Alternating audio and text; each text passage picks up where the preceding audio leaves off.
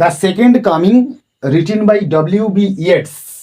আমরা বলছিলাম যে পয়েন্টস টু রিমেম্বারগুলো আমরা এক এক করে জানবো। সর্বপ্রথমেই আমরা চলে আসব রিটেন ইন 1919, অর্থাৎ 1919 সালে এই কবিতাটা লেখা হয়েছিল। সালটা ভালো করে মাথায় রাখবে। 1919 কেন? তোমরা নিশ্চয়ই ইতিহাসে পড়ে এসেছ যে ফার্স্ট ওয়ার্ল্ড ওয়ার তথা প্রথম বিশ্বযুদ্ধ সংঘটিত হয়েছিল 1914 থেকে 1918। ঠিক তার পরের বছর উইলিয়াম বাটলার ইয়েটস এই কবিতাটা লিখছেন।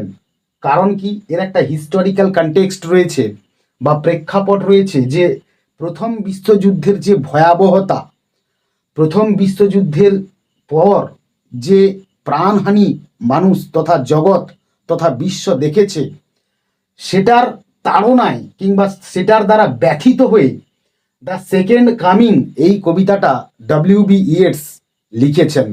আমরা আসবো এই হিস্টোরিক্যাল কনটেক্সট নিয়ে, আমরা পরবর্তীতে আসছি। তারপরেই আমরা চলে আসবো, দেখো, প্রিন্টেড অর্থাৎ ছাপা হয়েছিল, অর ফার্স্ট অ্যাপিয়ার অথবা সর্বপ্রথম আমাদের দৃষ্টিগোচর হয়েছিল দ্য ডায়াল, নভেম্বর 1920। 1920 সালের নভেম্বর মাসের দ্য ডায়াল নামক পত্রিকাতে এই কবিতাটা প্রথম ছাপা হয় কিংবা মুদ্রিত হয় কিংবা আমরা প্রথম দেখতে পাই। নেক্সট পয়েন্টে আমরা আসবো টাইপ, এটা কি ধরনের কবিতা? বেসিক্যালি এটা একটা লিরিক পোয়েট্রি। নেক্সট আমরা চলে আসবো স্ট্যাঞ্জা, এর দুটো স্ট্যাঞ্জা রয়েছে। নেক্সট আমরা চলে আসবো লাইন্স, 22খানা লাইন রয়েছে এই টেক্সটের তথা এই কবিতার।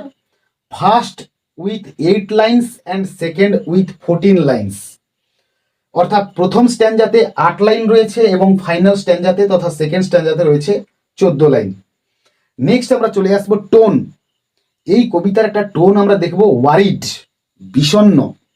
নেক্সট প্রফেটিক অ্যান্ড অমিনাস টোন, একটা দৈব সুলভ কিংবা একটা ভবিষ্যৎবাণী মূলক এবং একটা অশুভ একটা টোন বা কণ্ঠস্বর আমরা এই কবিতার মধ্যে দেখতে পাবো। নেক্সট আমরা চলে আসব মুড, ওভারওয়েলমিং, ফরবোর্ডিং, ক্যাওটিক অ্যান্ড অ্যাপোক্যালিপটিক।